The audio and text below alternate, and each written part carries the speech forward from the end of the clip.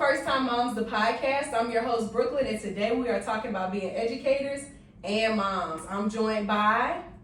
I'm Selena. I'm an elementary educator. I'm Phlycia. I'm also an elementary educator and the mom of a 6-year-old boy. Yes, and I have an almost 2-year-old little girl. And I have a 3-year-old and a 1-year-old, and I'm the school counselor. And I guess that's a good starting point, guys.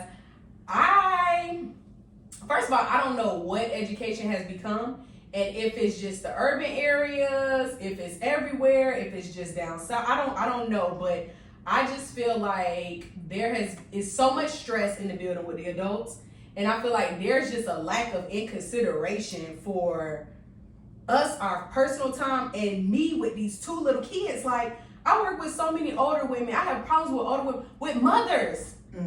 Like not the men, not the single mamas, it's the older women with kids. Like, y'all, I have a 3-year-old and a 1-year-old. Like, I've said so many times, I've advocated for myself so many times. I have a 3-year-old and a 1-year-old. I don't have time for the fish at work. Work gonna be stressful within itself. I don't need y'all with all y'all stuff burning me out, and then by the time I get home, I don't have nothing for this 3-year-old, this 1-year-old, and my husband. Like, what's up? I think that's that out of touchness when we talk about education. Kind of like sometimes when you look at your administrators, and the demands they put on you, sometimes you ask yourself, I know us as classroom teachers, you be like, do they remember what we was doing in the classroom? Like, do they remember being in the classroom too? And sometimes when you talk to a lot of these older women, they do have children, but these children are older. They're going off to college. They might already be in college, starting their family. So it might be that out of touch. Like, do you remember when you had a little toddler you were running after? And the demands of the job and being there after school and stuff like that. It takes a toll on you. I'm a first-time mom, and I'm just now realizing or being put in a position to have to make those type of decisions between, do I choose spending more time in my job, or do I want to put more time into my child? Because if I'm sitting here judging parents myself, like, you could do better for your kids, so when they come in my classroom, they can be X, Y, and Z, but then I'm not able to pour into my child after work because I'm so busy still trying to meet the demands of this job. So it could just be that you're just out of touch, out of sight, out of mind. Since your kid's not that age, you're not able to or willing to relate anymore. I have a interesting point I've gotten to. So with my son being 6, he's in kindergarten and he goes to the school I teach at. Mm-hmm. And so the out of touch is very real because before he went to the school, it was that. Especially teaching 5th grade, towards the end of the school year, this time of year, we do a lot more end of the year activities and things of that nature. And so it's a lot more of, oh, it's okay if you're here late, even though the daycare is just down the street, or, oh, that's okay, you pay for daycare anyway. And so now with him there, he's like, Mommy, I'm ready to go. And like, he don't care if we're in the middle of a faculty meeting, a private meeting, like he's knocking at the door, head in the window, like, let's go. And he's very vocal. Okay. And so a lot of times they're like, well, Aaron's ready to go. And they know that wrap it up, we're done. Yep. But I think that I could definitely relate to the part of not wanting I teach inside of my school. And my son goes there primarily, like 99% of the reason being that I work there. It's convenient, right? Mm-hmm. And so, but I'm very big on him, like, not becoming part of that culture, like not becoming one of those kids, right? Like, calling a spade. It is a culture and an atmosphere that honestly is very toxic to kids who may not be improperly matured, as I like to call it. And so a lot of times I'm like, I mean, you go here, but you don't have to act like that. Right. You don't have the same lack of resources, the same, you don't have the same home life that these kids have. So you have no reason to be aggressive. Like, you ate Chick-fil-A this morning on the way to school. Yeah. Like, you don't have to be a part of that environment. And I think that more so in particular, the other adults, like when you speak of the other a lot outside of the ones who also have kids that go to that school. You know, we have a little bit of a parenting club, a little bit around our school, where the people who have kids that go there, our kids tend to hang with each other. And they range from literally pre-K to 5th grade. But they tend to all hang and surround themselves with each other because they can't totally relate to the other kids in the school. And I think the teachers who don't have kids that go there also can't relate to being a parent who has a child that goes there, because they are out of mind, and your child is away until you go pick them up or whoever picks them up. Yeah. And so that's often something that bumps heads, you know, of job titles and responsibilities and stuff like that. And same, except I don't probably do too much advocating. I'm very much so a no person. No. Good for Like, you. it's just no. Good for you. That's not on my to-do list. Right. She already like. But I ain't gonna lie, I do be looking at the moms who kids go to our school a kind of way, because I just be like, Why would you say you want your kid to get this education? It's just convenient. It's for me, it's the education and the food. It's just like, I it's not think even like- quality nutrition. Okay, I think good it's for you, food. good for you. Because I'm like, it's no quality, it's no substance. The rumors that you hear about certain buildings, like I know I'm a face mask wearer. Like I still wear my mask. Like if I take that mask off, my sinuses are dripping crazy. So it's like you hear about different things going on in different buildings, and I'm just like, yeah, no, I would never subject my children to this. I'm sorry.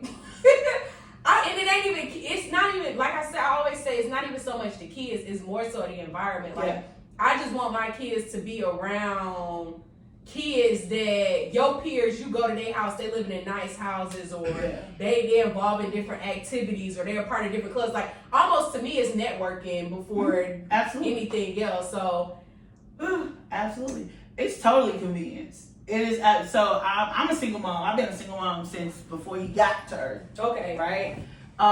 And so I don't want to say luxury, because I feel like it's kind of an offensive word when you're using it certain ways, but I don't have the support system of somebody else going to get him. Right.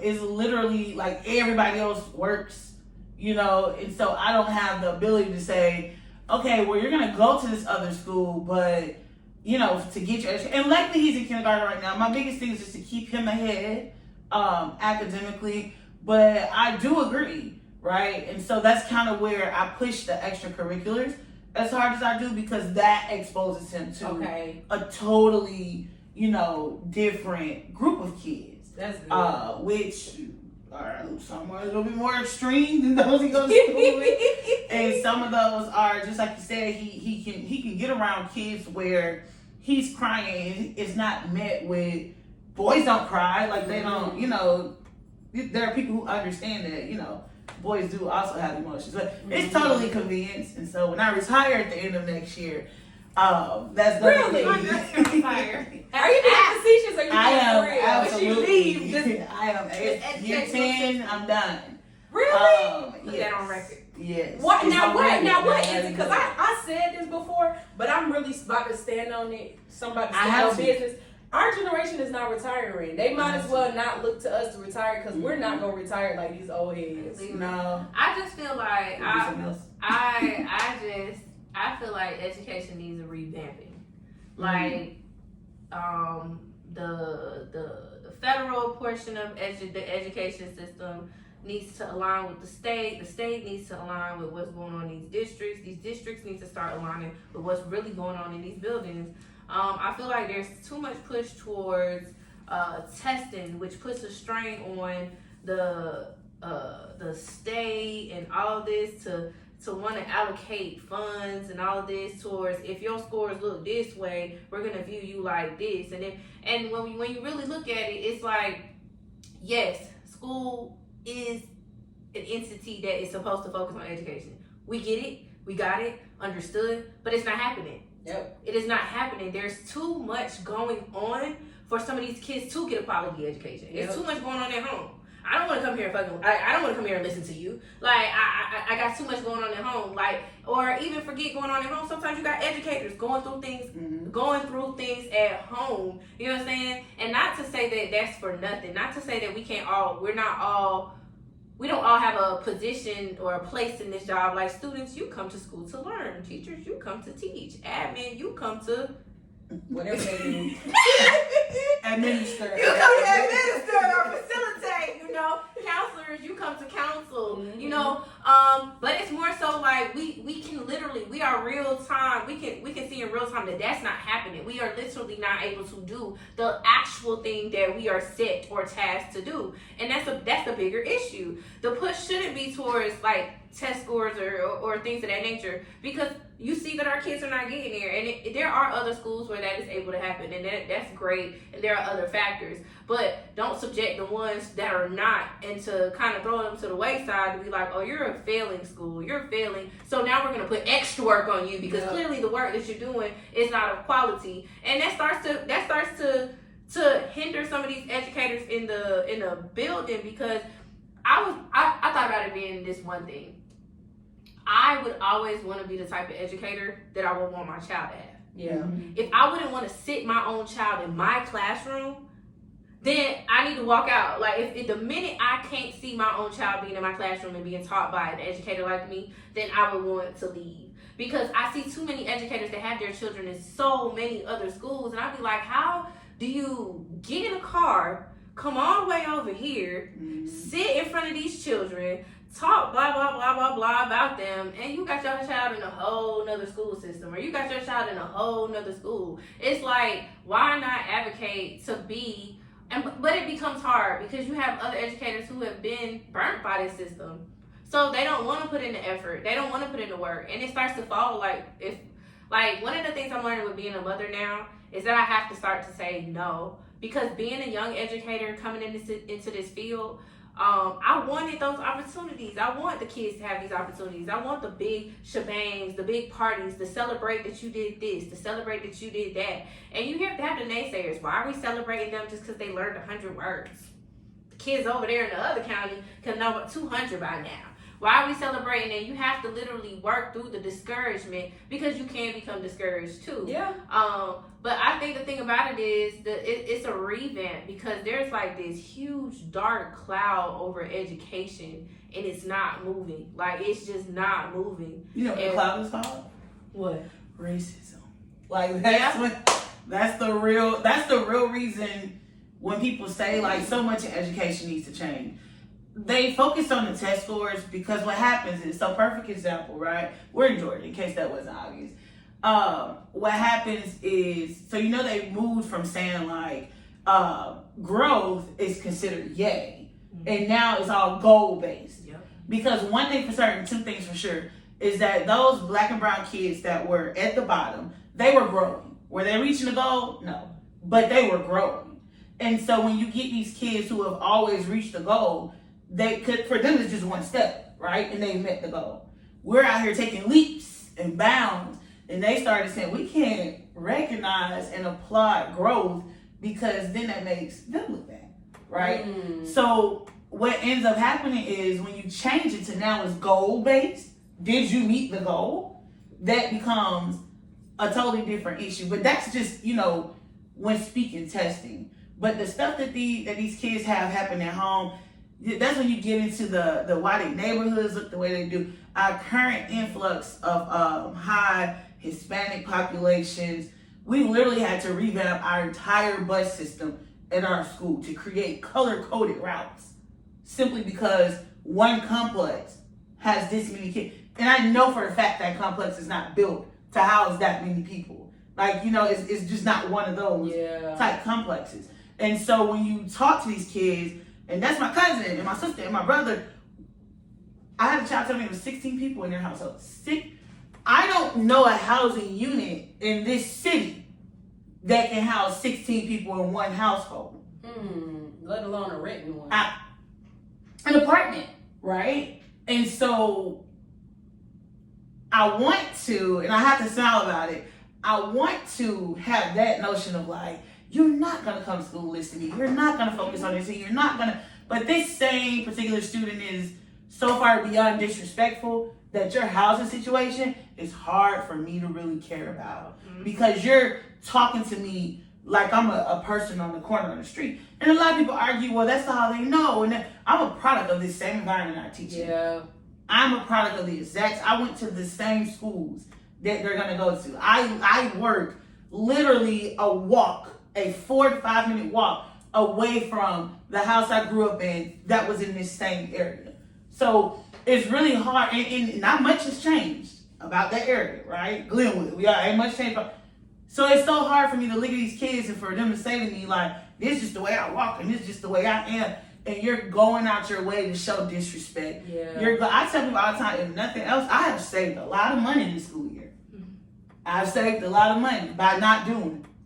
I'm like, I used to be late for work trying to get dozens of donuts because, I'm dragging a wagon through the building with snacks and everything else in it because somebody once told me they didn't get breakfast one morning. So now I feel like I gotta have a whole convenience store, set up in my classroom. I'm going out my way to stay there. I live in Camp Creek.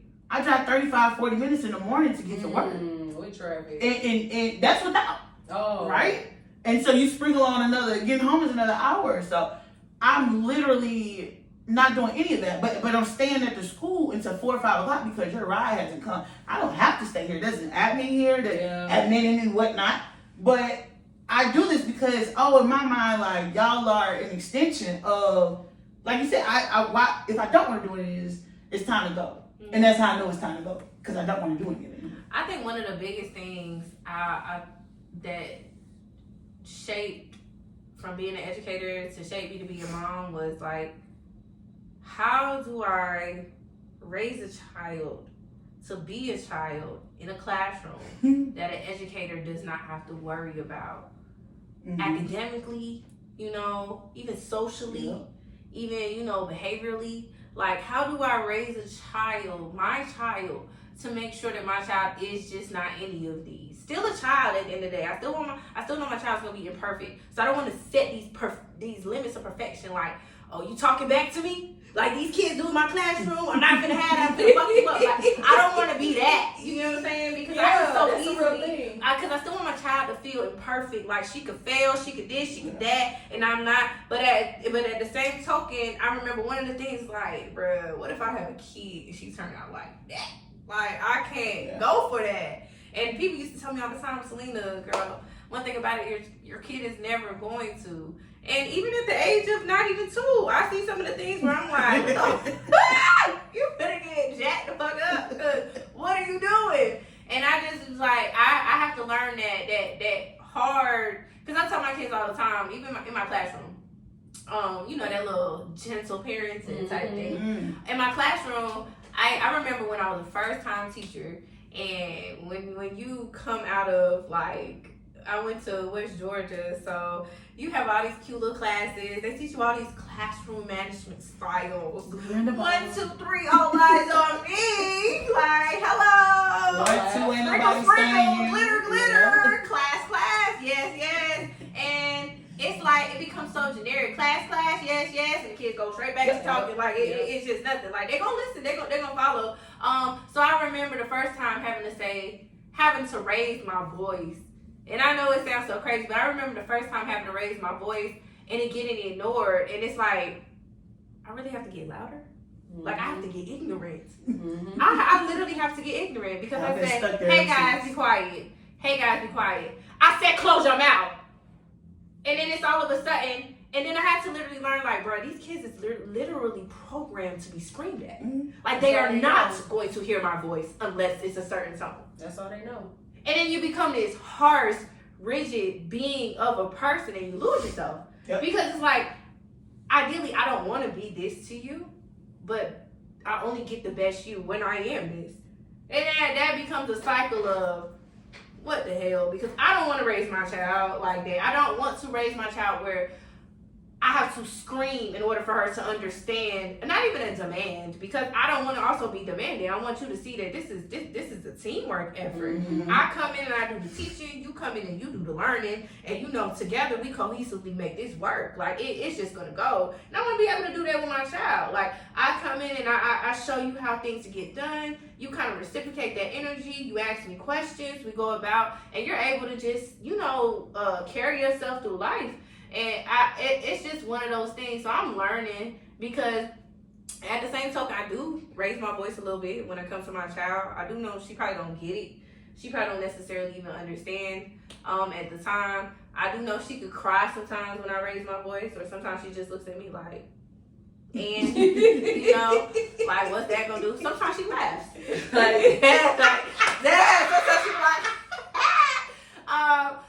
but that is always in the back of my head. Like, one of the things in the back of my head is like, bro, you can't be one of them kids I teach. Like, you can't turn out to be one of them. And so it's two parts to that. One part is, and I tell my husband this all the time, because I ain't gonna lie, my kid's daycare is in the trap. Like, literally, the daycare teacher said she was walking to the bus stop across the street, and some dudes hopped out the car with ski masks and rifles running in the gas station. And you gotta pass down the gas station to get in this blocked off dead end way to get to the daycare. So between the people trapping at the gas station, between the homeless people setting up tents and shop right there at this abandoned building, it's just a whole lot. When I said we've contacted the news, the police, coding official, all these different people, I'm just like, I can't wait to get my kids out of here. Like, it's not even funny. And I'm from DeKalb County too. I was born in Indiana, but I was raised in DeKalb. I'm always be East Atlanta's on 6. But I definitely can see a change. Like, I remember the one kid in 2nd grade who was disrespectful with the teacher, and everybody was like, ooh! It's reversed now. Like, you can't do that. Like, all of us like, oh, he's in trouble. And then I remember even in middle school, like the kids who would fight or the kids who would come and then they gone and never come. But you knew it was only a handful of those kids. In high school, it was a bit different. It was something different that we were looking at. But with y'all being in elementary now and me being in middle school, it's like with gentrification pushing the hood to where we are now. One, I think that even speaks to what you saying, being from that area. Glenwood definitely has seen a lot of changes, but we've seen a lot of different type of hood folks. Like, I think these kids nowadays, parents are raising them. The parents are on the phones. The parents are preoccupied. They don't have time for their children. So, of course, it's going to be, leave me alone. Just go get it. Nah, nah, nah. So that's where they're conditioned to the yelling, because that's all you hear at home is yelling. So all you know to listen for is yelling. Not only that, these kids nowadays don't care. I tell people all the time, this is not all of them, but the worst quality that I'm seeing is carelessness. And I don't even know how to group them together any other kind of way, but carelessness, like, yeah, so she yelled at me, yeah, I got suspended, yeah. Like, you ain't afraid to go home? Or you ain't afraid to be calling your mama? One middle school I worked at last year, them was the most careless group of kids, but of course they had a lot of family issues going on. They had a lot of trauma going on. They had a whole lot going on. These kids I have now, some of them is to the point where I could be like, let me get your mom on the phone. No, I'm sorry, I didn't even mean that. Like, please, no. Like, oh, that still works. So environment is huge. Environment is so huge. And that's why I tell my husband, like, yeah, the kids in daycare right now, and I got the benefits, y'all. I got caps. And it works out because I know the owner of the daycare. I know two of the teachers personally. We're friends. So it's almost like a thank you for looking out for my kids, watching my kids, because that's really all I need right now. But wait till I get my money right. Them kids going to private.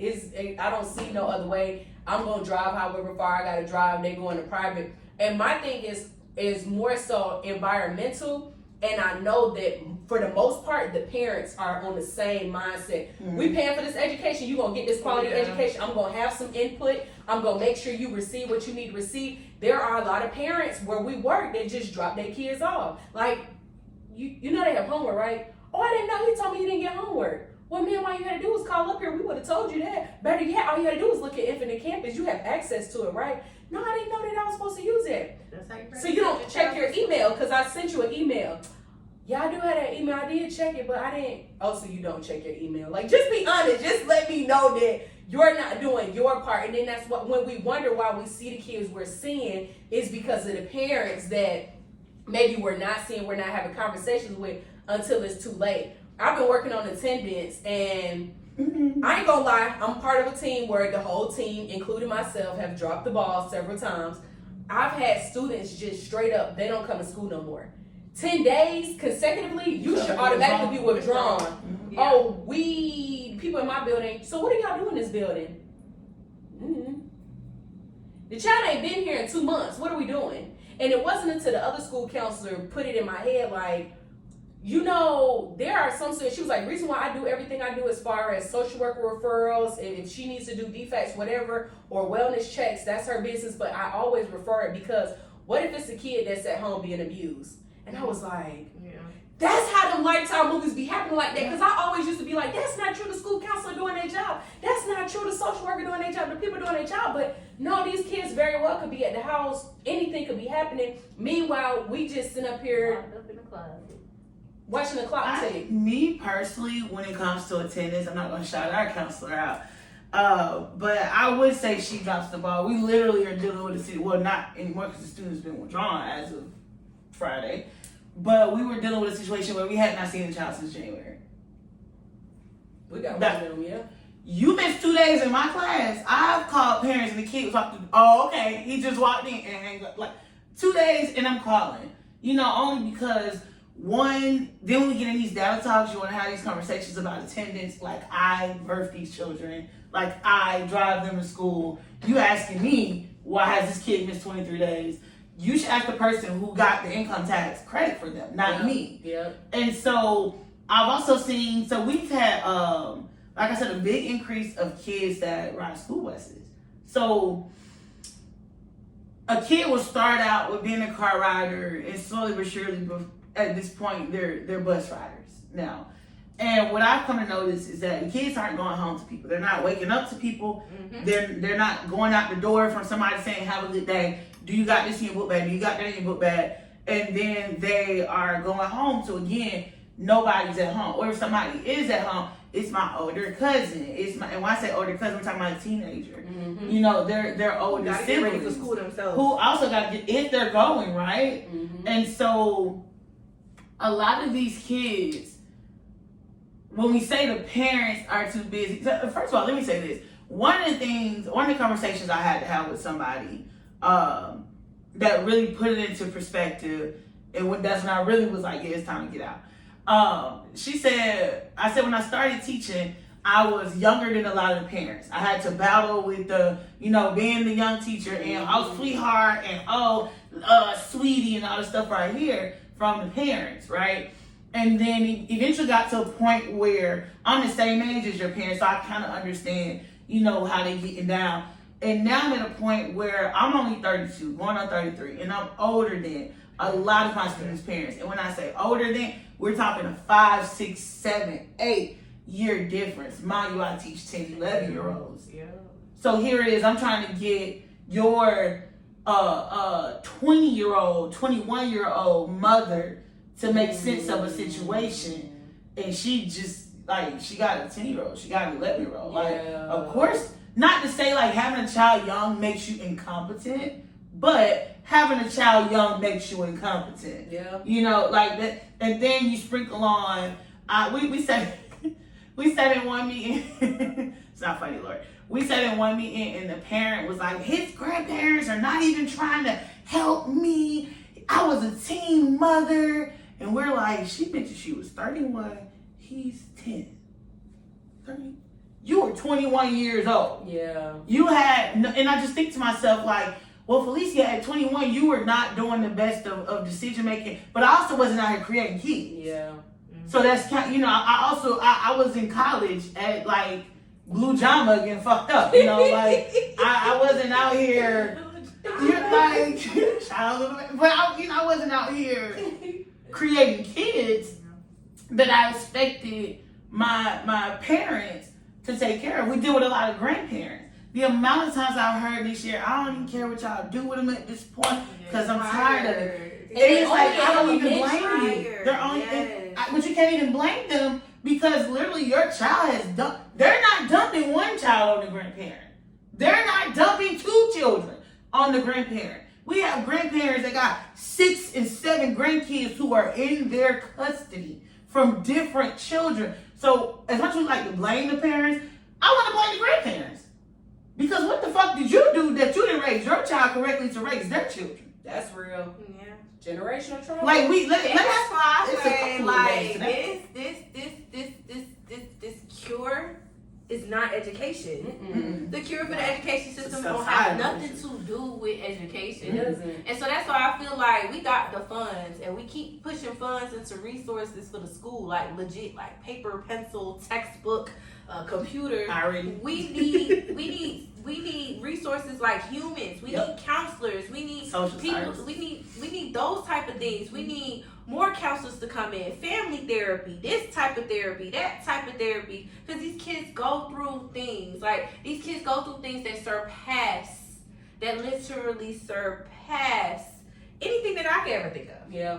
I'll say that. And a lot of us educators, yes, some of us come from different walks, but some of us, I'm not going to say a lot of us, but a lot of us come from, we're the ones that went to college. Yeah. We're the ones that found our way at some point.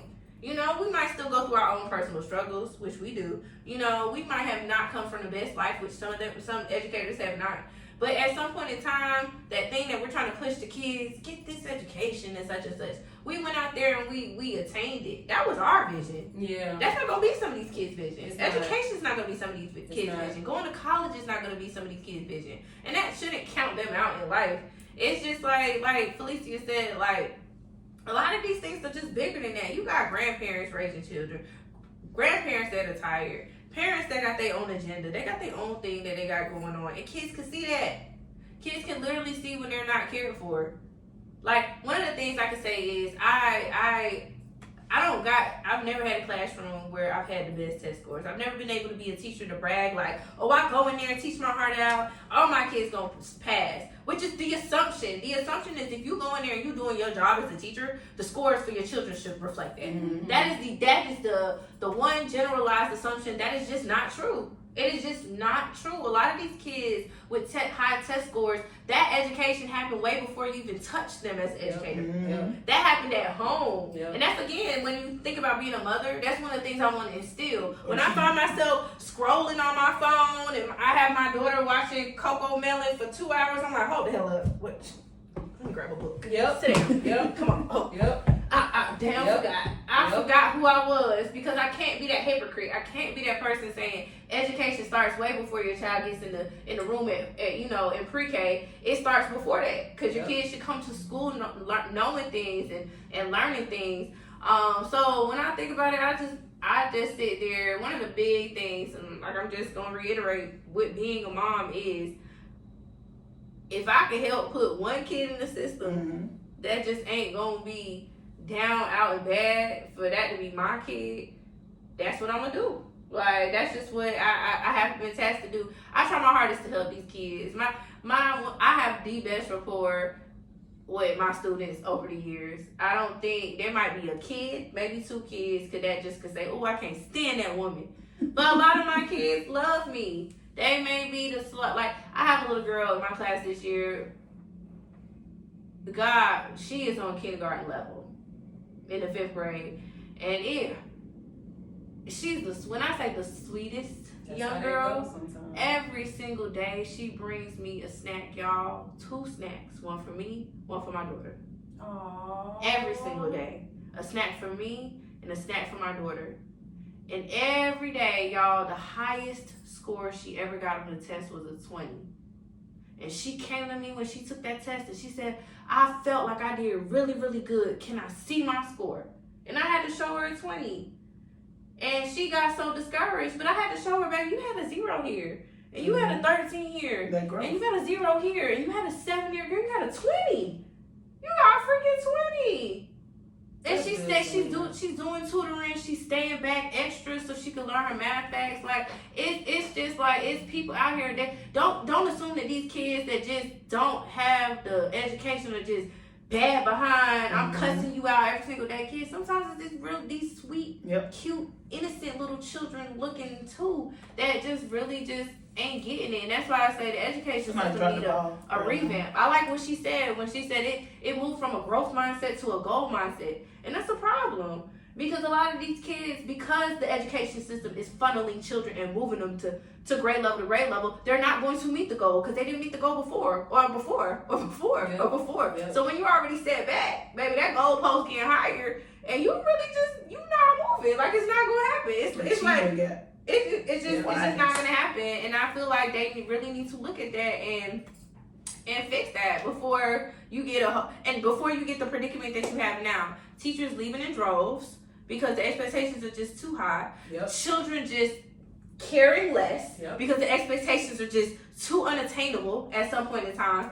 And eventually you're getting piss poor admin, like you're getting piss poor management. Because again, the expectations are what they Yep. It's who you know, and we're gonna look out for you. And then let's not even take it, because some of these admin do their hardest. They try their hardest, but what can you do with a school that was failing? Yep. What can you do with a school that was failing before you got here, or something like that?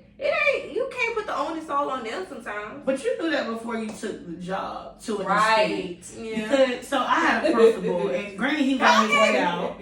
He was on his way out. So he said the thing that pisses me off about the state is if you got the remedy to rectify a school, why wait till they're failing to fix it? Yeah. And I was like, you know what? That's very true. But I feel like these principals, especially these first year principals that they put into failing schools. Yeah. Sweetheart, you were there as a placeholder until they find a better situation. Because you know they give you 3 years. 3 years. You got 3 years to do something, or you going back to the assistant principal or gym coach, whatever you started as, right? And so That's a setup too, though. And so it is a setup, but you knew this before you went into that position. Yeah. Right? So Nobody gets in the hard car with the check engine light on and be like, I'm gonna make this a new model. That's not what's gonna happen. So even and I'm gonna just be transparent. At the schools that I work in now, Selena used to work there too. So it's a different degree of issues this particular year, right? So we're in year 3. We're in year 3 for the principal. And one of the things that I am starting to notice is that, and I've said this before, because there are kids in such a massive number that are not doing or incapable of doing, and because there are so many parents in a massive number that are not doing or incapable of doing, there are a lot of teachers who get to dodge accountability. Yes. Because there are some teachers who come in and it's nothing but a check. And I really hate for people to say that because a check ain't good enough to be coming for just no check. I wish I would drive from Camp Creek to Glenwood for this particular check. So if I'm there, the least I can fucking do is teach. Yes. And so you got the teachers who do that. Don't get me started on the teachers who just need this as a stepping stone. You just need this as a stepping stone. You want to implement all the cute little programs. You want to have the little mentoring group. How the fuck are you mentoring people and you can't teach shit? You ain't taught nobody nothing. They left saying that they brothers with the person who they gonna fight in the next class because they know you're not here on Fridays. But because you got a little mentoring group, they're okay with your sorry ass test scores. I can agree with we're not gonna have great test scores every year. I've always had the co-top class. I'm not even gonna talk about my current class. Yeah. So I'm fully aware of there being situations where it's like, this is a setup for failure. And you got classes like mine where you have to look at the growth. Because if you're looking at the goals, sweetheart, we never put that in front of the kids. We never put that in front of the kids at all. But with that same regard, the kids that I have, they don't have parents in situations. And 5th grade is so hard. I used to teach kindergarten for 2 years. 5th grade is really hard because at this point you got a person with a decade plus of embedded mannerisms, habits, not only the kid but the parent for 10 years. I really hate to hear parents say all the time, I ain't never had no teacher talk to me the way you do. Good. Hopefully I'm not your last. Right. Because if nothing else, I'm going to tell it to you. Like, I've got a parent right now, she's upset because I say, your child's a liar. I don't think you should use that word. He's a non-truth teller. He feels. He walks around the truth to get to where he wants. He a liar. Yeah, talk to your son. He's a liar. And you know, there are situations where, and of course it's been a co-top class, they get into talking about disabilities and stuff. That scares me for these kids when they go out here. Because if APD pull them over, you can't pull out no fucking IEP and say this is why he was doing what he was doing. Nobody cares about the paperwork. And that's a whole nother story, because Shawty Show did pee in public at the school. And I tell these kids all the time, you put your hands on him because he said your mama was ugly, outside these walls, that's assault. They don't, I used to say to my kids, be careful, because when you get older, the police might not, you can't even say that, they kill kids. Yep. They kill kids. Yep. We've seen that year after year. And so it's just kind of like, it really bothers me because I want to empathize and sympathize, and I want to care about the home life, and I want to be understanding of that. But it's coming from somebody who went to school when lights were not on, who went to school when water was not running, who went to school without the latest things popping, who went to school with parents that just had a whole fucking WWE match before we got in the car. Like, I saw all of those things, right? Mm-hmm. And so you had me and my brother, and I tell people all the time, me and my brother are the perfect example of what can happen when your home life affects schools. Because my brother was just, he was fucking off, it was whatever, right? He graduated, but now, you know, he do what he do. It's a normal life, I guess you could say, right? But in that same regard, because I was always taught to self-teach yourself, you know, like have the intrinsic motivation. My brother relies on the extrinsic motivation. If it's not about money, he ain't doing it, right? Versus for me, I understand there's a long game, there's this and there's that. And we both are products of Glenwood. But I could only imagine, and because he was always a year ahead of me until he wasn't, right? Right. Because that was the case, I always had his teachers right behind him. So, you know, they were, Ricky's sister. And they'd be like, because he was, so, when I say polar opposites, but we're not that different. And that we're a year and a half apart. We're not that different. The difference is how we took in what was happening at the house. Right. As far as I'm concerned, what was happening at the house ain't got shit to do with me when I leave this house. Nobody's gonna say, oh, well, you're acting that way because your mama and your daddy got to arguing and all you heard was bitch this and you that and fuck you and this and that. Nobody's gonna care about that. Yeah. That ain't got nothing to do with whether or not I failed or passed on an assignment. Yeah.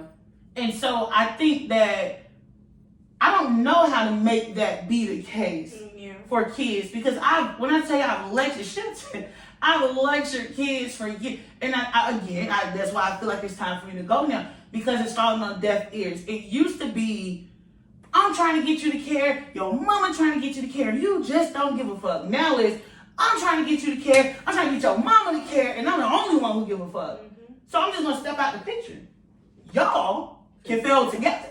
But tell me this, because all that screaming in my head, two parts, I keep having two parts, but all that keep going in my head is it just our area?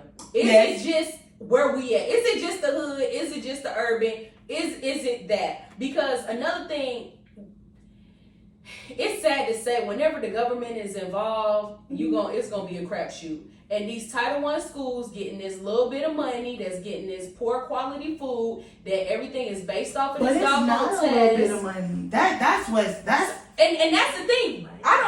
And that's the part that I'm trying to get. It's between not the IEPs, a little bit of money. Between the IEPs, the gifted, and the Title I funding, these schools really got bread, but like, these schools are seeing millions of dollars. And I only say this because this is year 2 of me seeing like the money side of what's going on in schools, but not to disclose the information, but it's something public.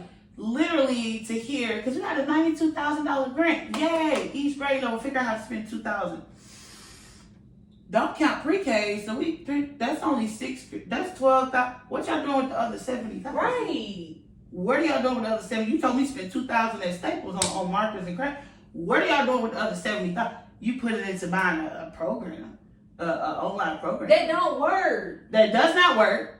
You're saying the people are coming, spending my planning period, telling me how to use this program. And the thing they keep saying is that because if the kids do it for 20 minutes at home, if the kids do it for 20 minutes, sweetheart, they ain't got no motherfucking internet at the house.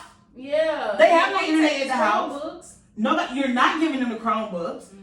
And even if you gave them the Chromebooks, it's, you know, it's gonna get lost or So pawned. And that's like, because at the end of the day, if I can't pay my bills and some technology just came out, girl, we just go to a different school. Like, if you need to.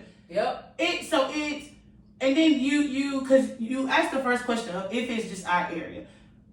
The school I work at is the perfect example of why the answer is yes.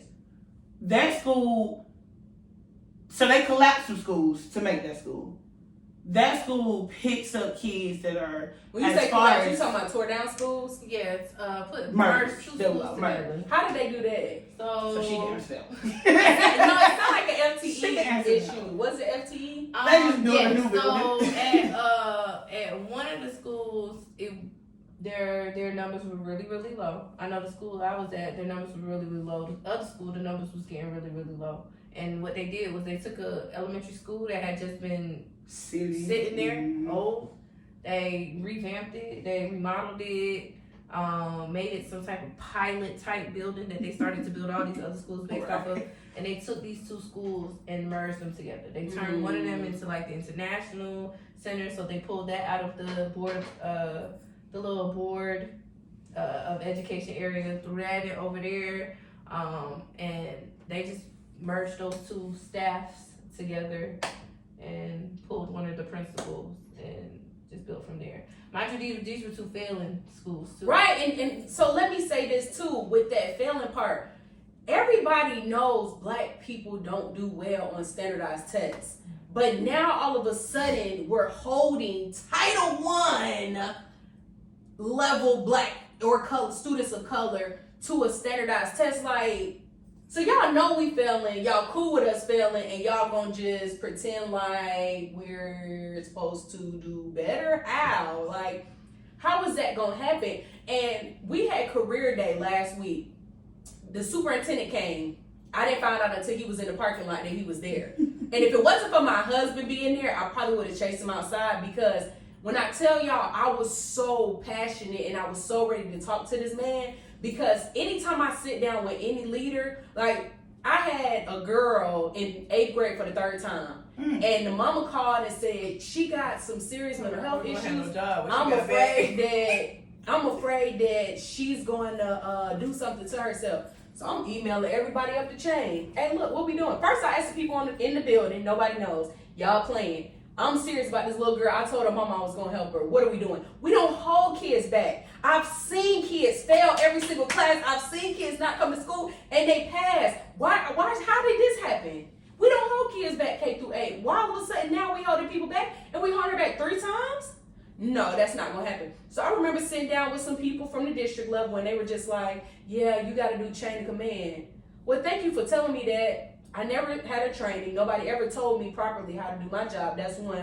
2, I'm going to reach out to whoever I got to reach out to if it means helping these doggone kids. And I'm one of them people. I've always been one of them people. So I was like you. I'm ready to go next year, my last year. But then I'm like, you know what? They need me, because who else going to be the one that be like, so I don't care about your position. I don't care about, you got that email though, right? So what we talking about? Anyways, I missed the superintendent, and then finally I had a conversation with myself, and I was like, Brooklyn, even if you were to sit down with him, what would you say? Because I'm big on intentionality and I'm big on time. I don't want to take too much of his time, but I want to say something, make an impact that sparks something to where, okay, if you can't do it, give me the chance and the position to make something happen, because something need to happen. And that's when it finally hit me. We need to start focusing on mental health. We need to put mental health at the forefront of what we're doing in this building, because this is just what I was told, and it could be a lie, it could be a rumor, but K through 8 in the state of Georgia, you pass. Some districts do it differently. Like I know Gwinnett does things differently. That's why we get an influx of Gwinnett County kids. And like I said, it could be rumor, I don't know. But K through 8 is a situation. But when you get to high school, whatever your grade is, if you pass, you promote. If you do not, you have to keep retaking those same classes until you pass those classes. So you may have students who are 16 years old, don't want to be in school no more, and you can drop out with parent consent. What are those kids at 16-year-old doing during the day? How are they making money? What's their quality of life? What are we really preparing them for? What are we really teaching them? Then I'm having conversations with people that's like, oh yeah, I heard that certain colleges are doing away with education programs because nobody wants to teach us anymore. Nobody's So what? So okay. So at what point are we gonna sit down I regularly with get all begging leaders for candidates. and say, what, from the local politicians to state politicians, what are we going to do with education as a whole? Because I give it 10 years, it ain't gonna be what we. It has to be radical, innovative change, and I say that to say like one of the best experiences I ever had. It sucked because it didn't work out in our favor. But I once had a principal that put me on a team for an innovative grant. She wanted to get some money. Now, the messed up part about that was the team had to have administrators on it, and they had to have school teachers on it, and like school leaders. So we would go to the meetings, but the admin wouldn't. Like they'd, I guess, be doing admin stuff. So we were in real time seeing people who have gotten these grants before come and talk about their success. So with the innovative grant, like you had to literally take your test scores in your school building and find a focal point and focus on it. But you had to create a solution that we don't see in education. So let me give you some examples. So one school came, we were able to interview people who went through the process, got the grant, and have functioning things going on in their school. So for instance, we interviewed one group. One group focused on, it was an elementary school.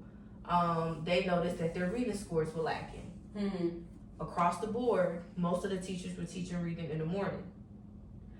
So what they ended up implementing was they brought counselors in. And instead of having reading in the morning, they had mental health sessions in the morning.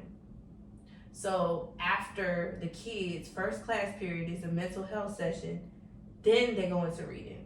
So now the kids have a better mindset, the kids have a better this, and their reading scores throughout the school were able to grow. Another example would be middle school. A middle school created an entire school inside of their middle school for 8th graders that were not going to make it to high school. And what ended up happening where they had a fast-paced curriculum. So it's almost like credit recovery inside of school. Okay. A fast-paced curriculum that was literally tailored towards these children. So they were able to create a curriculum based on intervention to try to get these kids, maybe not fully to 8th grade, but a lot of, from the way they were talking were, at this point, a lot of their children were eventually ending up, if not on grade level, close to grade level by the time, and they were able to do it with the funds. If it was regular public school funds, they couldn't do something like that. And they were able to do it with the funds, and they were able to get success.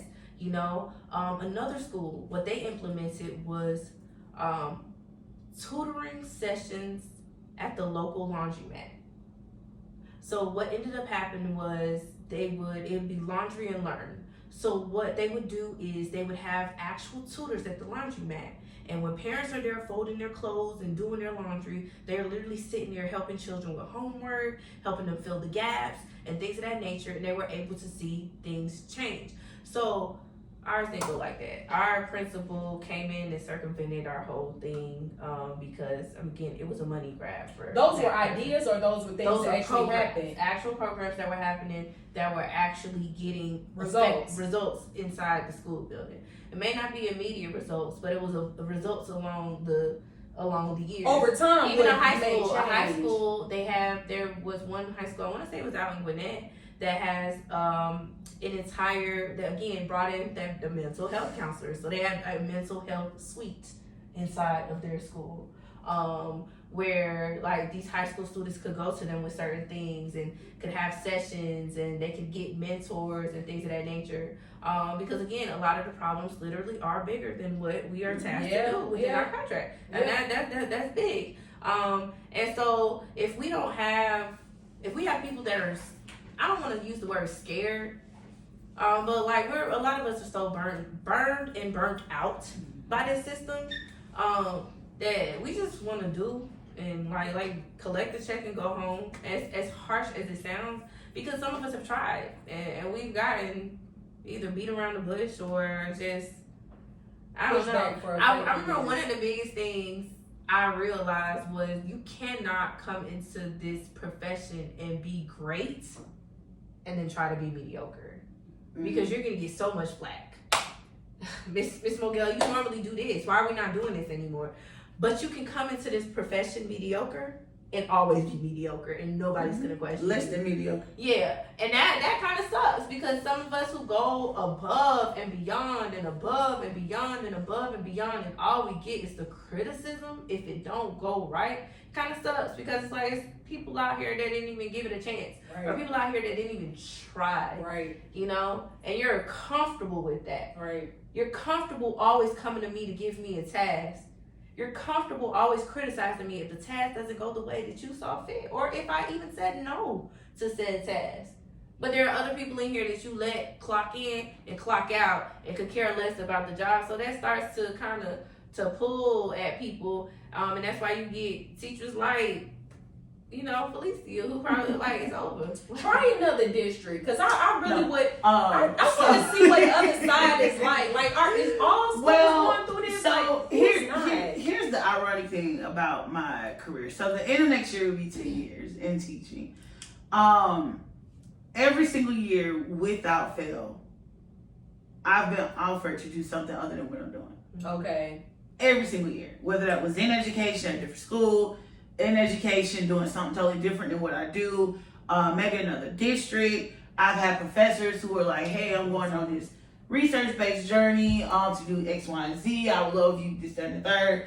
Because I'm an academic. I'm a as much as I, don't like the idea of going back to school, as far as being a student, it comes very natural. Mm-hmm. Giving an opinion, very natural. Giving, saying what I see and how I'm solution-oriented. Mm-hmm. And so even outside of that, before I started teaching, before I graduated undergrad, my background was the athletic world. I've had people have conversations about doing stuff at the collegiate level in the athletic world. So I found it funny that you talk about the teachers who you can be great as soon as you don't do is bright. So I've heard of teachers being stunted, right? Their growth being stunted. And you hear these things and you be like, couldn't be me until it's you. Right? And so one of the conversations I had with my AP, I said to her, yeah, because the end of next year, that's it. I'm done. Y'all gonna need another 5th grade science teacher. I said, it's period. I said, I'm not saying I won't be teaching because I'm looking into taking the high school route. Okay. Just as an option, if it's up to me, I won't be parking my car at nobody's school after May 2025. But push kind of shove, it just will not be that school for that position. Right. And so I said, our gifted teacher is retiring. I had a conversation with her about what do I need to do to get gifted certified, because maybe that's the route I could take to kind of do what I want to do. I said, there's also the idea of a science coach. Is that the AP, who love her to death, I'm cool with, but she's of course an extension of our principal. She said, well, our scores moved a lot because of science last year. I said, okay. She's like, so if you move out the classroom to another position, who gonna make the science scores move? She ain't gonna do that. Literally told me straight up, if you are gonna leave, if you're gonna leave the classroom, it won't be to another position here. And that's when I was like, oh, shit, fuck you too then. It's unfortunate because I hear people talking different They things. don't want you to be a science chair or a science coach. Yeah. Well, first of all, because at our school, there's a culture of you don't learn science until you get to 5th grade. It used to be 3rd, but then that 3rd grade science. So you're doing ELA and math? Extra? No. You're supposed to teach science. Nobody gives a fuck about science until you get to 5th grade, because 5th grade Georgia milestones count. What about 3rd grade? They don't do science in 3rd? You're not hearing every grade level. Every grade level teaches science, but in every school there's a push for reading and math. Reading and math. 5th grade is the only grade level in the elementary school setting that tests in science. I thought 3rd grade, no. 3rd, 4th, and 5th do Georgia milestones. 3rd and 4th only do reading and math. 5th grade is the only one that does reading, math, and science. So people have become accustomed to letting science be the back burner. Like, I only teach 30 minutes of science, but I ran out of time, so I'm not going to teach science. So sometimes these kids' first time being exposed to science content is 5th grade. Not saying that they're not teaching the science stuff, but even the way, It's a when you're a science teacher, and you go to these science trainings, you know the way that you're actually supposed to teach the science. Right. Because these kids are going to be questioned a totally different way than just, what are the 3 types of, what's the water cycle? You know?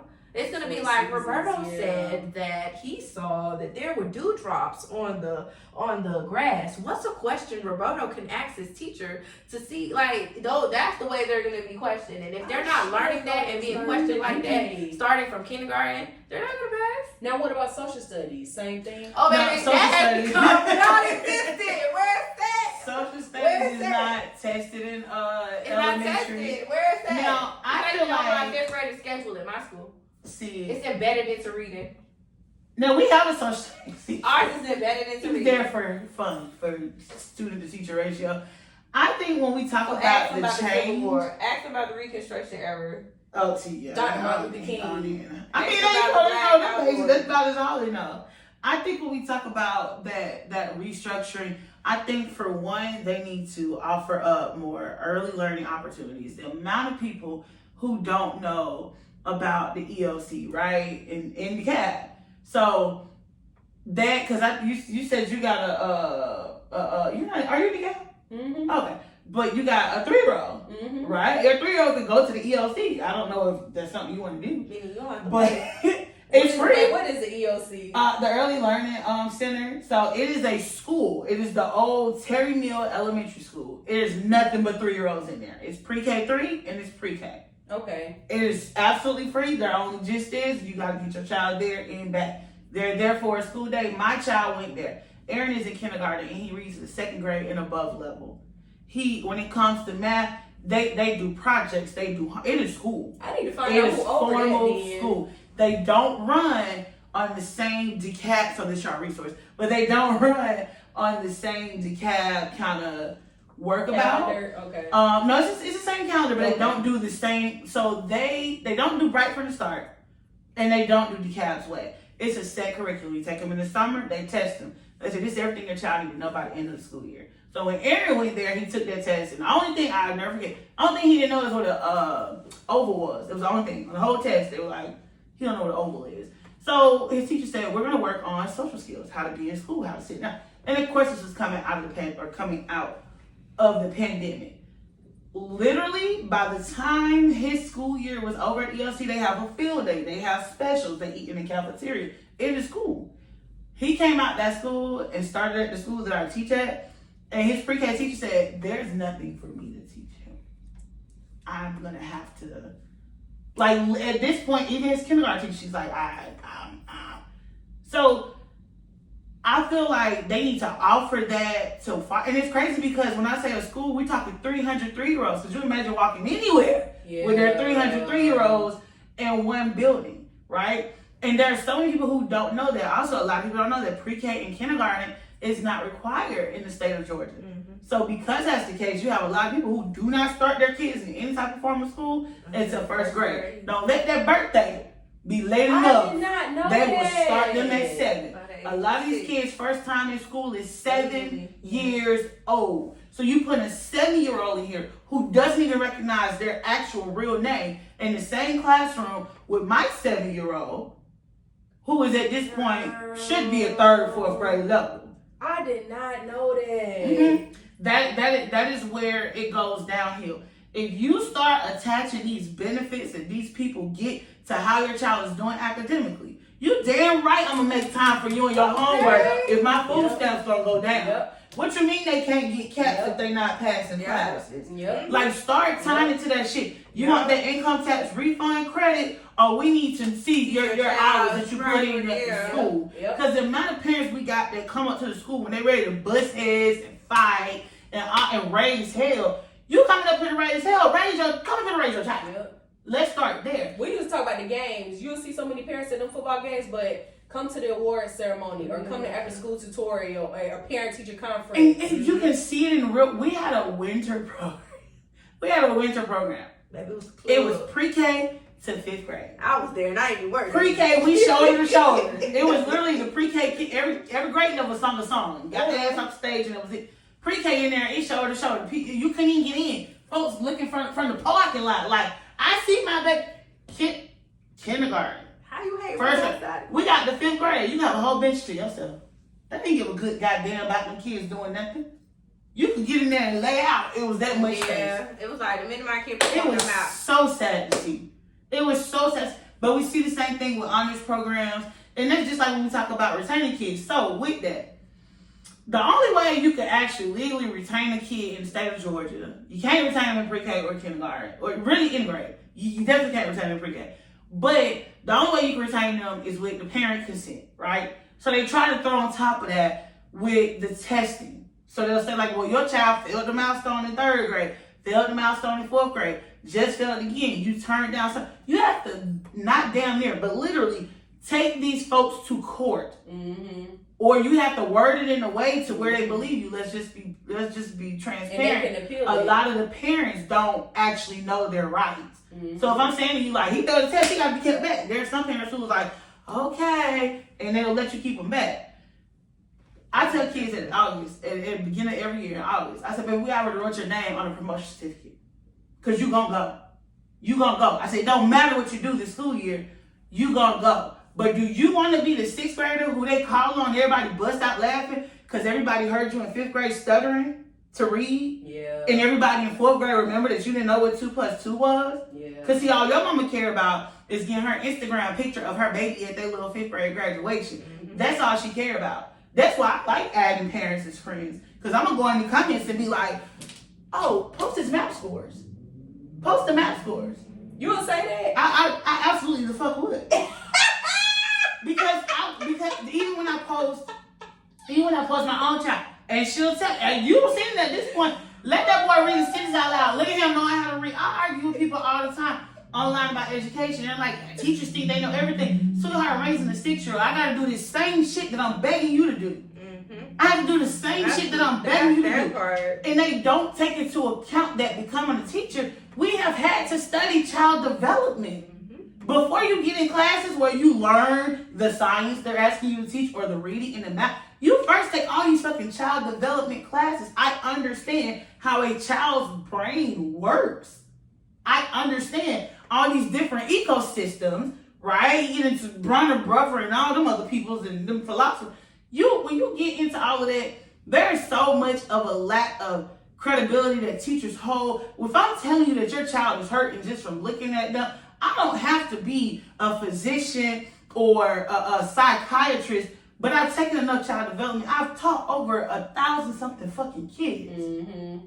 If I'm looking at you and saying, something's a little off, like that's your cue that's my professional opinion. Mm-hmm. I'm telling you that as a professional. But the parents don't give a fuck what you're talking about because the administrator, when you get out that room, gonna be like, anyway, so she just mad because you discrediting what the fuck I do and what value I hold. Yep. So now this parent has no, because you've done that with every teacher the year after year after, because your job, you feel like, is to appease these parents. Do you know the last motherfucker who was appeased and it went wrong? Hitler. That's why appeasement ain't the way to go. Because you keep giving somebody to raise in hell what they want, they're going to raise the most hell. Yep. And then that's why we get these 60-year-olds to drop out. So you ask what do they do all day? They stay at the house with their parents who also dropped out. Or they kicking those. Or exactly. Or kids. And they don't have the common sense to know when school get out because they dropped out. They forgot that, school is out. People are at the house. Mm-hmm. So, just something needs to happen. But I feel like it starts with definitely that earlier education for sure. Both of them. I think early education and mental health. And it's funny because I said the same way we had COVID, I wish we could just put a pause on education and we could reset and everybody come together and say, okay, for these next 2 school years, we're going to try something different. And matter of fact, let's start from the basics.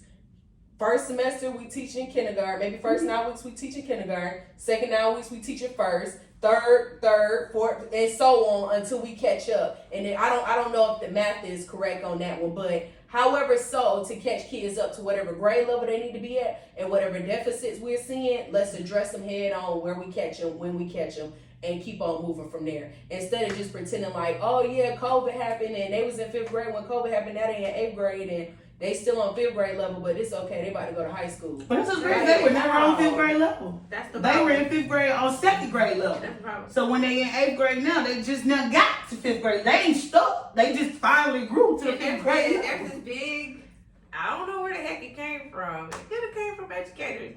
But I ever since I started teaching 10 years ago, and the pandemic happened how many years ago? 4 at this point. 4, yeah. Yeah. Man, it's been a deficit since And, before 10 then. years ago, when I first got into education, because I remember my first year.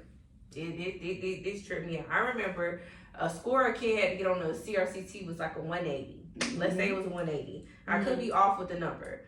And I remember asking, like, everybody kept saying the kid gotta get 180, the kid gotta get 180, the kid gotta get 180, the kid gotta get 180, the kid gotta get 180. And I remember asking, so, like, that's the maximum, huh? Like, that gotta be the maximum. That must be like, you know, remember on SAT, like, the perfect score? That must be the maximum. Bro, you know that's only, like, 50% of the content? So that means from the beginning, from, like, 10 years ago when I even first started, before it was even the Georgia Milestones, we were still passing children on with not proficiency. Like, and proficiency isn't even, like, mastery of everything. Proficient just says, hey, you got enough skills that you might could hold your own. Was it like this in Carroll County, too? It was just like this in education. Because I wondered. Now, Douglas County was a little bit better. Douglas County was definitely a little bit better. It was more structure to it. But what was the demographic?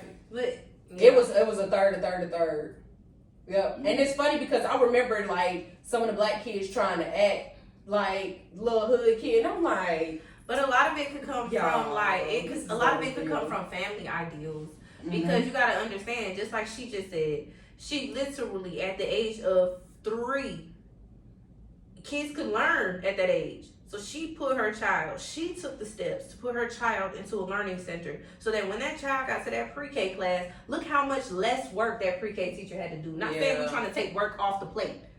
I would like to go to work but and shit, why not? do my job. Yeah. Like 5th grade, like my actual job. A lot of parents come to me and I don't know where this notion is that school or education literally only exists within this 8 hours of school. Mm-hmm. Like, literally within this 8 hours of school. Education is all over. It surpasses these 8 hours. And it's like, for some odd reason, they want the switch to turn on and off right when they get into the school. They need to be learning. Question them. Like, and not question children. Like, if you know your child is lacking, if I'm telling you I've done everything I can and within the time that I had your kid. Mind you, I teach your child math, and I only get to teach it for 90 minutes. Literally just 90 minutes. So 90 minutes of the day am I only ever supposed to hit math with your child, right? If you know your child is lacking in math, what are you going to do outside of this 8 hours? What are you going to do outside of the 8 hours? Stop asking me what am I going to do. I did what the hell I was supposed to do for the fucking 90 minutes I had. What are you going to do? Are you going to take your tax refund money and put a little to the side and say, hey, let me get my child into a little tutorial outside, a little private tutoring session? Instead of spending it on more clothes or a vacation and experiences, which they need, don't get me wrong, or spending it on the $700, $500 on the football. Like, I could tell you how many kids come and brag that I play football, I play sports, I play this, I play that, and that's money. Mm-hmm. That is money. That's real. But your scores, and not saying that everybody, but you're literally failing. Like, you're failing. And your goal, what is your career goal? To be in the NFL. To be in the NBA. What are you going to do if that does not happen? Like, what are you going to do if that just does not happen? Right? Because I have to tell my boys this all the time. What's the track? Right? Because it's either going to be one or two things. You're going to have to get into a college and get on a college sports team, or you're going to have to draft right into the NBA or the NFL. Yeah. It's going to have to be one or the other. So you're going to have to be fire as hell at your sport, but you got this growth mindset, like this mindset that you the best basketball player here at this little elementary school. Mind you, it's like 75 other elementary schools in this one county. Mind you, it's like 30-something other, they don't know these numbers because they can't do the numbers. I teach math. They don't know the numbers. But then either that or you're going to have to go to college. And if you're going to go to college, you daggone sure if you want to be in the NFL or the NBA, you're going to want to go to a D1 school. But But a D1 school is gonna have to make sure that you can hold down your grades because you're gonna be traveling. And you can even get accepted. You're gonna be traveling. That's the part that can fit the high school level. You got my nephew plays varsity baseball at Morrow, and he's failing the class. And he's like, yeah, I didn't know it was that low, and he was not studying. And his coach told him, have a seat. Have a seat. I don't give a damn about your ability when your grade. I said, you're not gonna get nobody's scholarship or know any of that without the grades. Because again, mind you, I worked that collegiate athletic side for 4 years.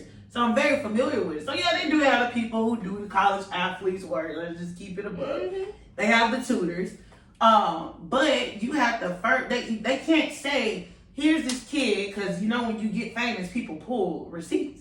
Here's this kid, failed all the elementary, failed all the middle, failed all the high school. And he gets to college and he's managing these enough credits and classes to get a whole degree that doesn't track. Yeah. So that's why I want people who can do just enough and then they can make up for what's there. But I a lot of these kids, if you have conversations with them, it's very scary. Because at least you get people who want to be athletes. Like I talk to a lot of these kids. I've had kids. I'm gonna work at the Shell right here. What you mean? You gonna own it? Nah, like I'm gonna sweep outside. Like the man who sweep outside. Like I'm gonna work at the Shell. It don't matter. I don't know. Like there, we fifth grade, and I try to tell them, I be like, bruh, you 8 years. And you're grown. 7, and you grown. Yeah, at the age, because a lot of them turn tried as an adult. It's like, what's going on? What you gonna do in 8 years that you ain't did in 10? Like what's gonna happen? We had career day last week as well, and no matter what those people talked about, I guarantee you, my students can point out one of two things. And they're going to point out the lady who was a lawyer, and it's only because she was the wife of our social studies teacher. So they're like, he married a lawyer and he's just a teacher. And, I'm like, y'all don't even see. Which is why I feel like every teacher should have to present a career. It was no story. But also, and they could tell you what every designer that them folks had on. That's how they care about. Mm-hmm. Literally raise a hand. You got a question? Is that a real Burberry? Yeah. My first question is, how do you know that's Burberry? Let's start there.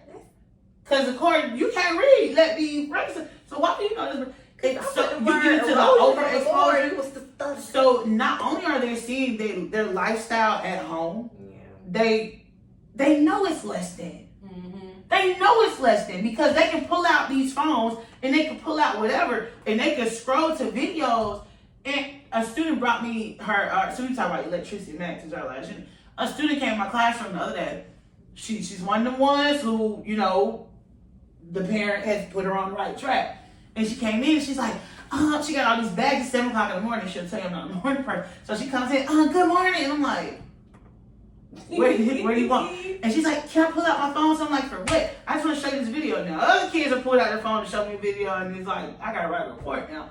But she goes and she's like, I was on TikTok and he's making an electromagnet and it was like all of a sudden everybody else in the class is like, and that's what agitates me so bad because I've had so many parents say what their kids can't do, what they ain't gonna do, and they get in reading and show their ass, and they get in writing and show their ass, and they get in math and show their ass, and then when they're in science, the bulletin board I put up before I left, I take pictures throughout the entire year. I have pictures of my kids making electromagnets. I have pictures of my kids doing physical change, chemical change. And so many adults walk by. And it was like, they be doing work. First of all, you're a hater. Back your ass up. But secondly, because y'all have shown y'all asses 75% of your other classes, they are in disbelief. That you can actually do something. And they think I got this magical solution. And I'm like, nah, it's real simple. You're going to come in here, you're going to sit your ass down, you're going to get this information, you're going to fucking do it. And the only reason that's going to happen is because I ain't going to tell her anything else. If you don't want to be here, get out. Expectation. That's period. But it drains you physically, mentally, so much. And I can't keep being the only person who cares. Yeah. 99% of the discipline issues I deal with are not my discipline issue. It's not in my class. It's not my student. It's really? not during that time. I'm dealing with I go out, just step out in the hallway, 6, 7 kids in the hallway. On the wall, why you in the hallway? He put me out. She put me out. I told my mama this. And they think, again, that I have this magical one that, the only reason they listen to you is because you cuss and fuss and yell and this and that. No, I do that with my homeroom because I can leave my homeroom standing here and they're going to stay in this line while I walk downstairs and come back up. I could do that with my homeroom. You can't do that with your homeroom because I got my foot on your neck the first day. But I'm tired because I'm having to do this with 4 classes. I only got one that I'm going to teach her a record for. But I have to do that because now that she's gone, the principal just feels like, oh, it's on you, though. You got it, like, keep it together. This lady has really tried to write me up so many times this school year for grade level chair starts. Sweetheart, there's no money attached to that. None. You ain't finna write me up for shit that ain't got no money attached to it. You crazy as fuck. Like, so that's when I said, it's time to go. Yeah. I'm undervalued, underappreciated, and you think you're gonna write me the fuck up? And underpaid, yeah. Let's not even get into that. So it's there's a lot of accountability that is dodged because it's behind. It's a lot of accountability in the buildings that's dodged because it is behind all of the obvious bullshit. Yeah. Like, everybody needs to come to the table. Everybody needs to come to the table. And they need to stop having these conversations at the table without the children present. Yeah. Because the children think that the adults are talking about the adults' problems. And we're not. We're talking about the children problems. Right? So we talk about the adult problems too. I mean, we do, but a lot, like, even when you think about coworkers that you dislike, like the coworkers I dislike, it's because they don't do their job. It's a team thing. Like, the whole education system is a team. Like, me and your mama could want you to have an education. We could want you to come in and do your hardest. But if you at some point in time don't want to come in and do your hardest, it don't matter how much we cuss, it don't matter how much we fuss, it don't matter how much we teach, it don't matter how much we try to implement. If you're literally set on not doing it, at some point in time, it's going to fall on deaf ears. It's literally a teamwork effort. So it's not like to say all of this to bash a parent, to bash a student, to even bash an admin, to even bash like fellow teachers. It's just like, at some point in time, we all have to either come together and say, hey, we got this one set goal or this one set track that we're trying to get on, and that's for your child to continue to grow academically. Yeah. How are we, child included, all gonna make that work? Yeah. If not, it's time to, like she said, just step away and say, it's above me at this point. They gotta stop thinking teachers are the enemy. I want them to dispel the assumption that teachers do it for the check. I can't name a single teacher who does it for the check. Even the ones who sorry as fuck, they don't even do it for the check. Baby, because it they ain't even worth flipping outside the shell. It's gonna give me 85,000, sign me up. If you making copies, it ain't for the check. If you pulling this, if you going in data talks and you do all of these things, and that's why I say I have no problem saying no, because the first time I literally just said, the counselor, I literally just said no the other day, career day, to said person, and she's just like, oh, it's just so disrespectful, and da da da da. I said, because I said no. You thought that I should say like, oh, I don't have time for it. I'm not giving you an excuse because there isn't one. Yeah. I'm just simply not gonna do that. And so because the parents just have this assumption that somebody's out to get their child. And I have so many parents say all the time, I don't understand because you're a single parent. Baby, I've been a single mama since the day I knew he was coming. Since the day I knew he was coming. Don't tell me about what it is to be a single parent. Because my child is up at 5:30 in the morning, trucking it from Camp Creek with me. My child is here with me until 5:30, 6 o'clock. If there's an event, my child is here. When your children get the day off because school is out and I'm not and I have to go to work, my child is here. My child is at everything there. You can't tell Aaron he ain't no 5th grader. You can't. You just simply can't. Like they any event they have at their school, Aaron is at it. They had an attendance dance for the people who never come to school. The highlights of the video, you come to school, you get to go to the dance. He was at I said, what you doing? This for the people who don't come. Oh, well, I just went. Because he's here. And so, I'm like, don't tell me that I don't understand you being a single parent. Like, ain't no way, because your definition of a single parent is that man left you. But that's another story for another topic on another day. Or just a bunch of drama, just a whole bunch of drama wrapped up in their lives.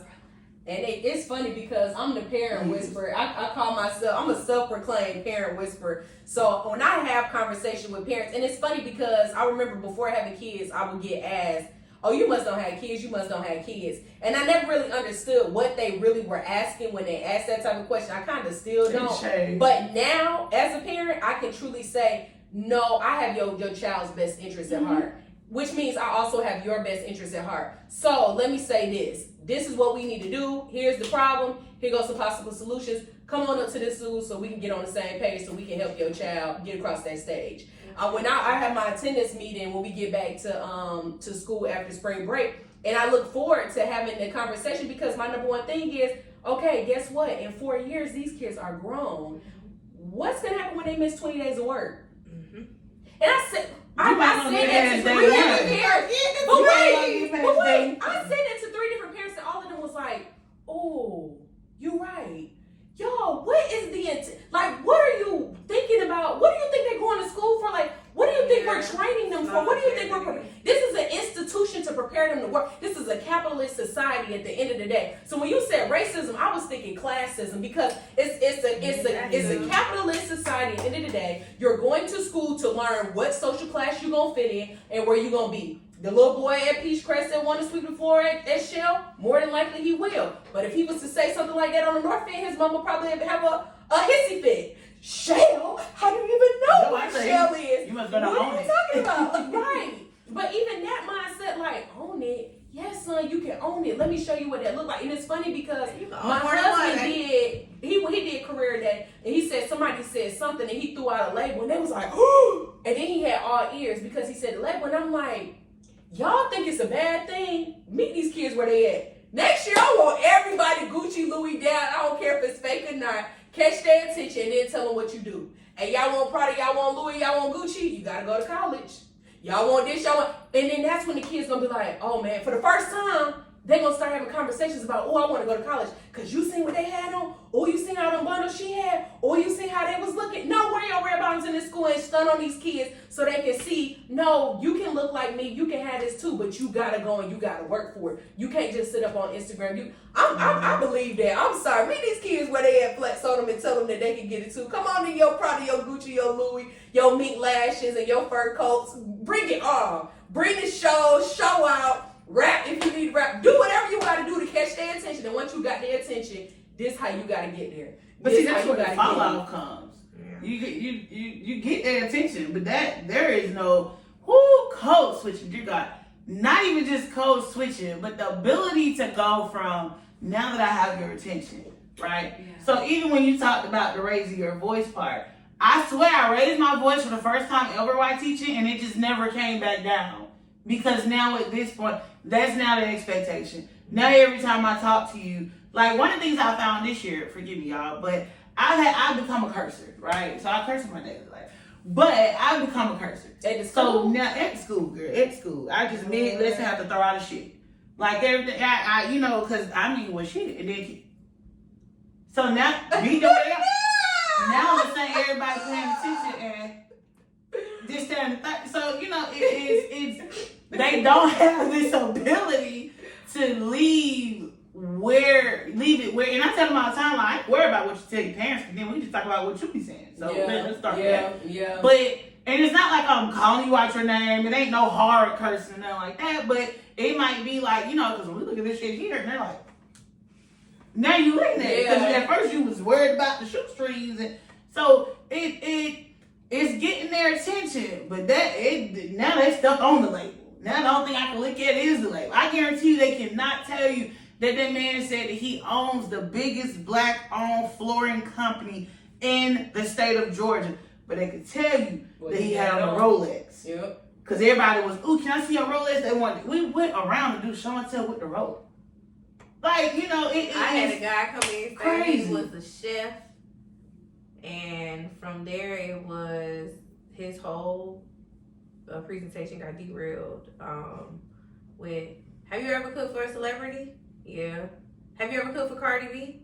No. Have you ever cooked for Trae Young? No. Have you ever cooked for Offset? No. Do you guys have any questions about being a chef? Yeah. Who else you cook for? So, who else? Yeah, it was. I'm with it, y'all. I'm with it. And Cause I'm wondering too, now for real. What's your resume? Who you cook for? but that's not gonna get them to ever become a chef. Because now you don't know Now you don't know what was the the process of becoming a chef. What were some of the entry level things? I think they'll get there though. But it's they planting the seed. So but if it watch does. this, if we're teaching them at the age of 10, and they're still asking those questions 3 years later at the age of 14 in your 8th grade class, where do we get there? Now some of them, everybody keeps saying our kids had good questions. I keep hearing that across and the way. They do. So it's growth. I like to coach my kids. I be like, look, these are the type of No, some of them definitely had questions. I know the teacher literally wrote for had them. printed. I know the teachers wrote them questions. Yeah. Like you got to because sometimes they will derail and they do get. But caught at least they up, asked that though, because they could have sat there and just been like, I don't Most of mine were definitely. I had one lady put them in their place and said, look, that ain't got nothing to do with my job. Ask me a question about my job. I said, well, the one presenter we had, the one presenter we had that they focused like all in on was she was from the Army, and they was with that because she literally started her presentation with naming all the guns that she customizes and they gonna love that. So you know she out there Glock 15, AR-34. So kids like but they don't know when to turn it off. I had the Georgia Power Man come. And he's like, so we're gonna add a switch. What kind of switch you got? And the man, this man had to really come out of professionalism and was like, bro, not that kind of switch. Like, the fact that nobody said any other words besides switching, like everybody in the room was like, oh my god. Maybe I'll go ahead and like, bro, I thought y'all was about to switch. I'm like, and then I switched to like the electric. It's crazy. Even when it's like, the guy came in, he was like, sometimes you gotta juggle different balls. Juggling balls. He set himself up. That was 10 minutes straight. 10 minutes straight. Why would you even do that? 10 minutes straight. He was literally juggling balls. Like, he was that crazily is one of the most. If we take it back to like the rewards of being a teacher, that's one of the biggest things that I enjoy. It keeps me young. The interaction. Like it keeps me and the way I interact with them, I have to give that same energy to my kid. I may not want to, I may not have it, but it keeps me young. It makes me be able to get down on my child's level, act like a 2-year-old with her, and have just good behind fun. Yeah. Because I do it every day with my students. We be in there, baby, I be like, oh snap, I'm supposed to teach math. I only got 10 minutes left. What am I do? Man, we be in that thing. If the principal come pretend, our kid's good. We like, and 15 times 72. Y'all better get it right though. In that thing. They leave. The other day, somebody came in for an observation. God forgive me, God forgive me. They don't even observe me at this point. God, I didn't even know they did observations. The other day, I do this thing where I tell my kids like what we're gonna be doing. Like this, we're gonna do this, we're gonna do that, we're gonna do this, we're gonna do that. And they be ready for it too, especially if there's an incentive in there for them. Cause sometimes I be needing a break. So if I need a break, y'all finna get 15-minute break. Hello. But then they'll see me switch to something. And the other day, I gave them right now, and somebody came in to do an observation. And I was like, all right, y'all, take this out. We're gonna do this word problem.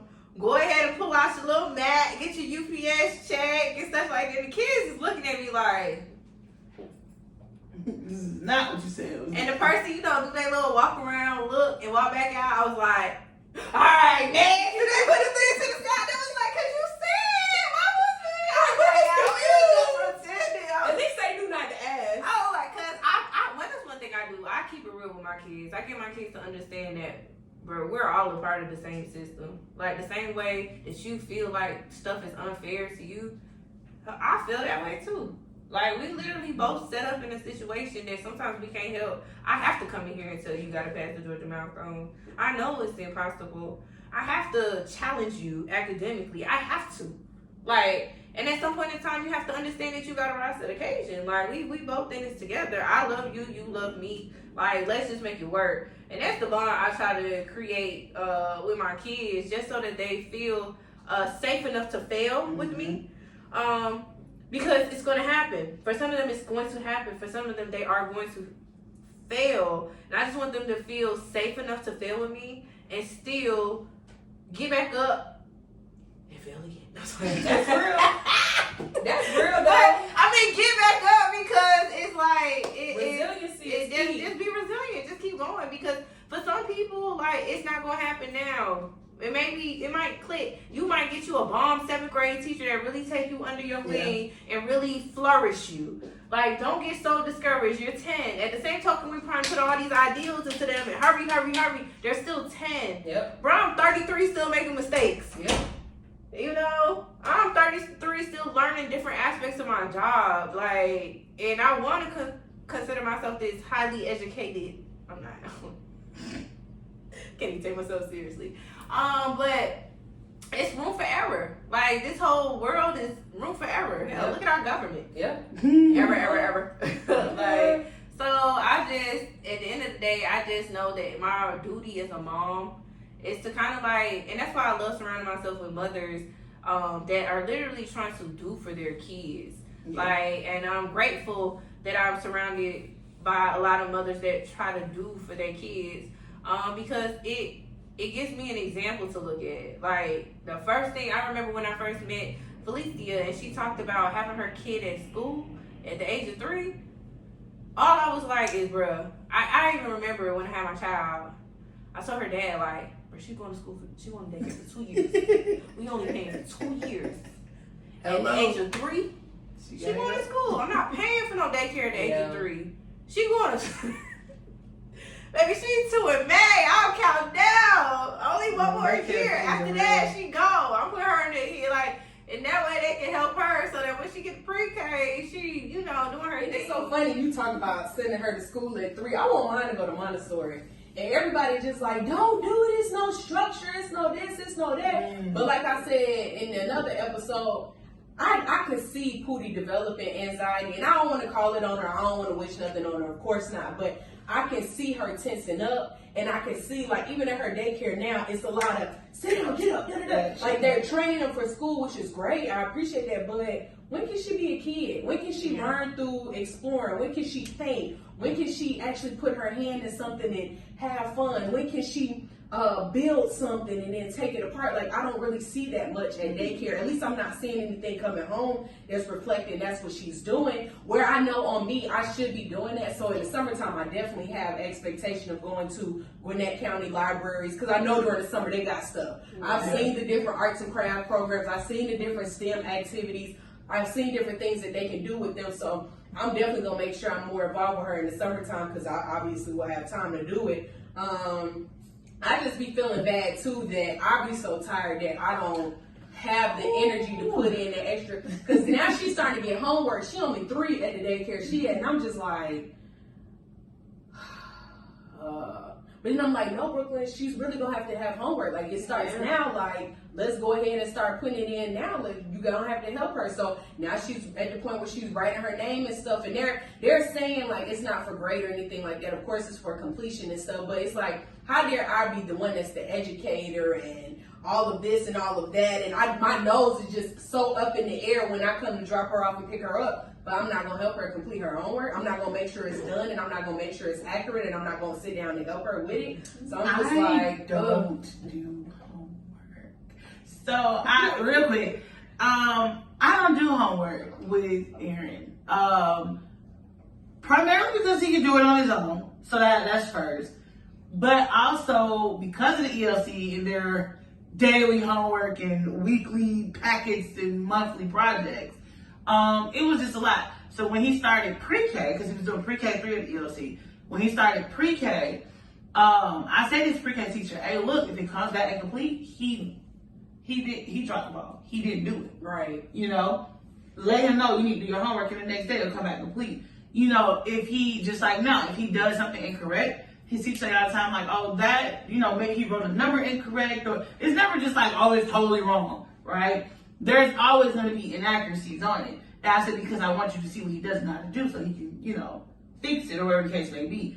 But also, I just let him know, and again, he's a TK, he's a teacher kid, So he also knows that the homework got to be done before we leave school, because when we leave here, we in baseball practice, then the grocery store. We get home, it's dinner, bath, bed. So do it here while you're here now, right? And so I know that's gonna have to change, but for the most part, I've never really been a do the homework.